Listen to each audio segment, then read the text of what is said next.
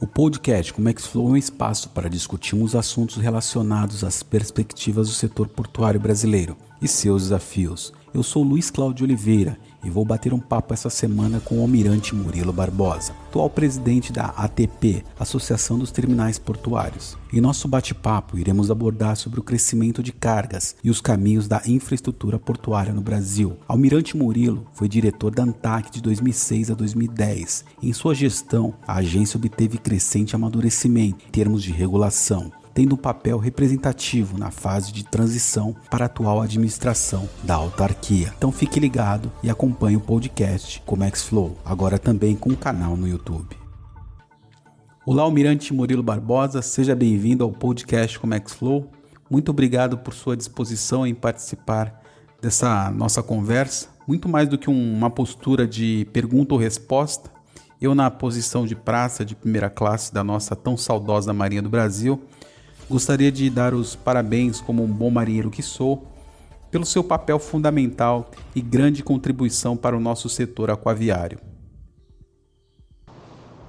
Bom, eu sou vice-almirante da Marinha do Brasil, passei lá 42 anos, depois disso fui indicado pela própria Marinha para ser diretor da ANTAQ, passei lá 4 anos, também muito felizes da minha vida, e em seguida, depois de um pequeno tempo de uma consultoria, que eu pretendia atuar o restante da minha atividade profissional numa consultoria ligada aos transportes aquaviários, eu fui convidado para ser diretor-presidente da ATP, que era uma entidade que seria criada em outubro de 2013, né? O que me orgulha muito, porque foi um início muito difícil, com poucos associados. Hoje a ATP tem um reconhecimento nacional muito forte e é uma entidade que hoje é uma referência para terminais de uso privado no Brasil. Almirante, eu começo o nosso bate-papo dando os parabéns ao reconhecimento que o senhor recebeu do seu trabalho prestado à ANTAQ, Agência Nacional de Transporte Aquaviário, a qual foi diretor da instituição de 2006 a 2010, tendo sido agraciado com a placa alusiva. Conta para os nossos ouvintes como foi receber essa homenagem no evento de comemoração da instituição, o Summit ANTAQ 20 anos. A diretoria da ANTAQ ela é sempre muito simpática com seus ex-diretores. Ela trata com muito carinho em todos os eventos, todos os 6 diretores que lá acontecem. E essa homenagem, mais uma vez, demonstra esse sentimento dos diretores atuais, um reconhecimento a todos aqueles que por lá passaram antes, né? Sem dúvida nenhuma, passar 4 anos na ANTAQ para mim foi um período de muito trabalho, mas de muita realização profissional. Aprendi muito lá, fiz grandes amigos na ANTAQ e guardo dentro do meu coração a ANTAQ com muito carinho. Então, receber essa homenagem agora lá pelos 20 anos foi, mais uma vez, com muita alegria, com muita humildade, reconhecendo que a ANTAQ passou por um momento de transformação muito grande, é uma outra ANTAQ que nós temos hoje lá, mas eu acho que todos nós, de alguma forma, contribuímos com um tijolinho para esse crescimento da ANTAQ. Então eu fiquei muito feliz com a homenagem recebida lá no Summit da Tribuna. Falamos agora sobre o papel da ATP, Associação de Terminais Portuários Privados, instituição a qual está à frente como cargo de diretor-presidente desde a criação da entidade em 2013. Conta para nós qual a atribuição da ATP e quais são as suas esferas de atuação. Luiz, se nós entrarmos no estatuto da ATP, nós vamos ver listadas 13 finalidades, 13 atribuições. Limitar a comentar 4 aqui, que eu reputo as mais significativas para nós. A primeira delas seria representar e defender perante o poder público, entidade de classe ou terceiros os interesses de seus associados nos assuntos ligados às atividades terminais. Essa é uma atividade que a gente faz a todo momento. Toda hora nós estamos exercendo essa atividade. Uma segunda que eu também reputo muito importante é contribuir com ações de formulação de políticas públicas de infraestrutura de transporte, priorizando as atividades das instalações portuárias de uso privado. E isso nós somos muito fortes nessas propostas, porque nós entendemos que uma associação do tipo da ATP, ela não existe apenas para ir lá ponderar coisas, para reclamar de regulação, reclamar de segurança jurídica, ela também tem que dar a sua parcela de contribuição às políticas públicas. Então, eu acho essa também muito importante. Outras duas que eu gostaria de destacar nesse momento aqui são duas coisas muito caras para nós, que é defender permanentemente a liberdade de contratação de mão de obra, observados os princípios constitucionais. Isso é muito importante para a gente, porque desde que os TUPs foram criados, eles sempre tiveram liberdade de contratação. Mas nós estamos passando por um momento agora em que, por uma interpretação do ministro no TST, esse conceito está sendo, de alguma forma, distorcido. Então nós temos que trabalhar fortemente, e estamos trabalhando fortemente para que a liberdade de contratação seja preservada para as instalações portuárias de uso privado. E a última, que está inclusive dentro do propósito da ATP, é defender permanentemente a liberdade econômica de empreender nas instalações portuárias de uso privado. Isso é muito importante para nós, está dentro das propostas desse antigo governo, desse governo que nós estamos vivendo agora, está dentro da Lei da Liberdade Econômica, está dentro da Lei 12.815 e dentro também da Lei 10.233, que fala de alguma coisa sobre tudo. Então, isso é uma coisa que a gente luta o tempo inteiro para que nós tenhamos liberdade de empreender. Quais os desafios da ATP em representar os interesses em defesa do segmento portuário privado? Eu vou me referir, Luiz, apenas a um grande desafio que a gente enfrenta há muito tempo, e isso nos dá um trabalho muito grande em tentar mostrar da importância dos terminais de uso privado. Você deve saber, 65% de toda a movimentação portuária brasileira é feita em terminais privados. 65%, 2/3, e apenas 1/3 dentro dos portos públicos. Mas a gente sente claramente, tanto na atuação da Secretaria de Portos, graças a Deus agora, até mudando um pouco com o posicionamento do novo secretário de Portos, mas na ANTAC também, há sempre um posicionamento em prol da autoridade portuária, como se a autoridade portuária devesse ser protegida de alguma forma. Isso talvez seja o nosso maior desafio, é mostrar a importância dos terminais privados e que eles não são portos de segunda categoria. A legislação brasileira não discrimina a terminais de uso privado das autoridades portuárias. Então, os dois têm que ser trabalhados dentro do mesmo patamar, com os mesmos deveres e com os mesmos direitos. Esse, sem dúvida nenhuma, é o nosso maior desafio.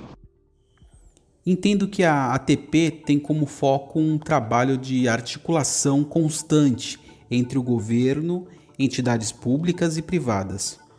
Como é realizada essa atuação que busca garantir segurança jurídica em um ambiente de negócios favorável aos investimentos?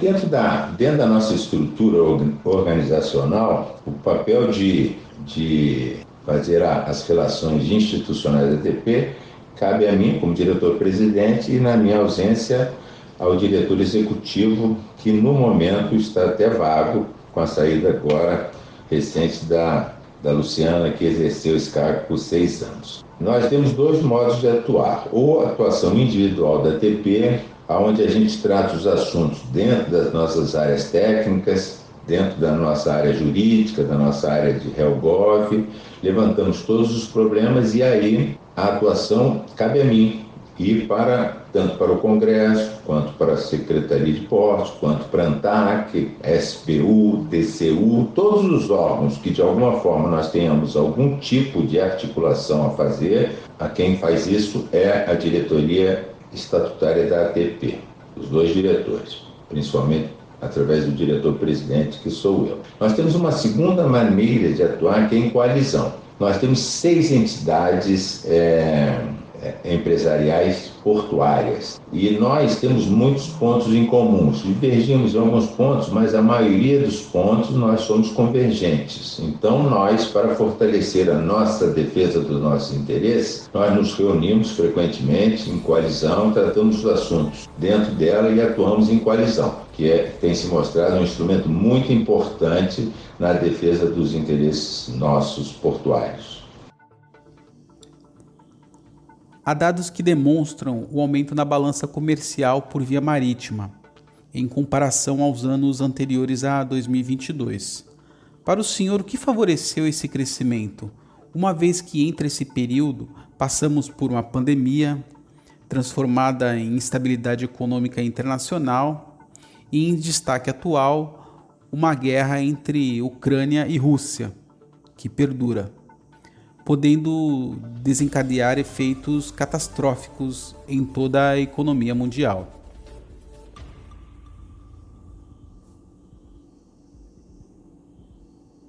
Basicamente, exportação de commodities, né? Os três itens que mais se destacaram na exportação do Brasil no último ano foi minério de ferro, foi petróleo e foi o agronegócio, principalmente a exportação da soja. Cresceu muito, petróleo cresceu muito, minério não cresceu tanto, talvez tenha até ficado um pouco estabilizado, mas a exportação de grãos foi muito grande. E isso no momento mesmo com a pandemia,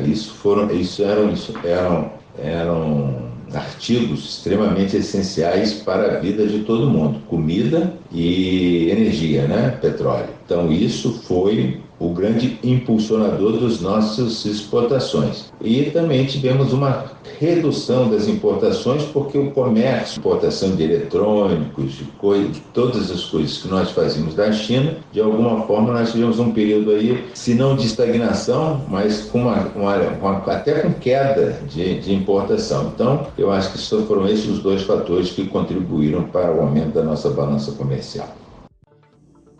Eu gostaria que o senhor nos passasse quais foram os principais produtos, commodities, exportados no último semestre e por quais portos eles vêm sendo exportados. Vamos falar especificamente dos principais portos de exportação. O minério de ferro sai principalmente pela Ponta da Madeira e por Tubarão, são terminais da Vale, sai pela Ferroporte, que é um terminal, um exportador de minério que fica no Porto Açu, e sai ele por Itaguaí, 4 terminais, 2 arrendados, da Vale TPBS e o da CSN, e 2 terminais de uso privado, que um é o Porto Sudeste e outro é o terminal da Ilha Guaíba, que também é da Vale. Então, esses são os principais exportadores do minério no Brasil. O petróleo sai principalmente pelo agora chamava-se Açu Petróleo, agora chama-se Vasti, um terminal também no Porto do Açu, que hoje está com um market share muito grande na exportação de petróleo, muito grande. Lá tem terminal lá com profundidade de 25 metros para operar com VLC6 e tem crescido muito nessa exportação. E os terminais da Transpetro que também estão fazendo essa exportação de petróleo cru para o mundo. Quanto ao agronegócio, talvez ainda tenhamos uma prevalência dos terminais públicos, principalmente em função dos corredores de exportação de Rio Grande, de Paranaguá e de Santos, que ainda responde por mais de 50% da nossa exportação. Mas o aparecimento de terminais privados, principalmente do norte do país, lá pela saída lá de Miritituba e de outros, tem feito crescer muito a participação do segmento privado na exportação de grãos. E eu até acredito que nos próximos 5 anos a maior parte da nossa exportação de grãos seja feita em terminais privados, principalmente no norte do país. Se me permite, gostaria de fazer uma entrada rápida em um assunto que vem ganhando proporção nos principais portos brasileiros: o programa de desestatização, ou privatização, melhor dizendo. Quais são as expectativas da ATP a respeito do programa de privatização dos portos brasileiros? Acredita que haverá uma alta na movimentação de cargas nos portos particulares?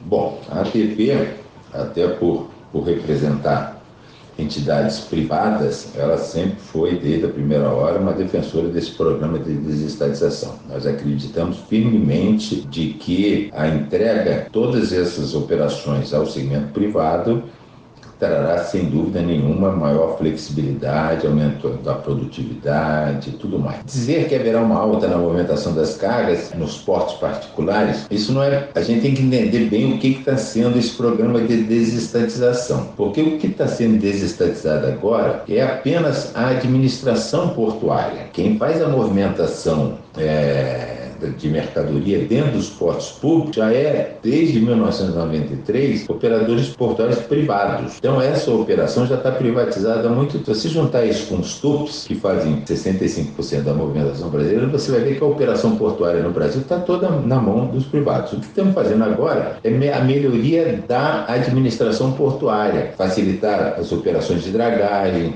de acesso terrestre, de acesso ao caviário. Isso é que vamos ganhar talvez um pouquinho aí em termos de eficiência. E é isso que a gente está procurando nisso. A alta na movimentação de carga vai ser decorrente muito do desenvolvimento do Brasil, né? Quanto mais a gente aumentar nossas exportações, quanto mais a gente precisar de insumos de importação, de produtos de importação, a movimentação portuária aumentará. O porto não gera carga, né? Ele apenas movimenta do modal terrestre para o aquaviário ou do modal aquaviário para o terrestre. O Porto de Santos vive um momento de definição e de avanços no sentido da mudança da gestão da SPA, a Santos Port Authority. A perspectiva da SPA e do Ministério da Infraestrutura é que o processo de privatização seja finalizado ainda em 2022. Aliás, ano de eleição para presidente. Como é que o senhor vê a entrega desse modelo de estatal para a iniciativa privada? O que isso pode impactar na economia interna e principalmente no setor portuário? É um desafio muito grande fazer com que logo no terceiro modelo a ser desestatizado seja incluído o Porto de Santos, o porto mais importante da América Latina, o maior porto brasileiro, e nós temos que torcer para que seja uma operação de muito sucesso, né? Porque nós não podemos nos dar ao luxo de fracassar nisso daí. Então eu acho que a gente tem que tratar essa desestatização da SPA com muita cautela, com muita prudência, analisar todos os aspectos que estão sendo considerados para que quando partirmos decididamente para essa desestatização, a gente já tenha uma perspectiva mais segura do que vai acontecer. Hoje nós não temos nem a experiência da Codesa, porque a Codesa acabou de acontecer e nós estamos seguindo praticamente tudo que foi decidido ali para a Codesa, né? Então nós não temos aí período de aprendizado. Eu acho que nós deveríamos ter esperado um pouquinho mais para tratar da privatização do Porto de Santos. Mas vamos torcer para que tudo corra bem e que a gente tenha aí um aumento da produtividade, da eficiência do maior porto da América Latina. Bom, estamos chegando ao fim de mais um podcast com Max Flow. Agradecemos a sua participação.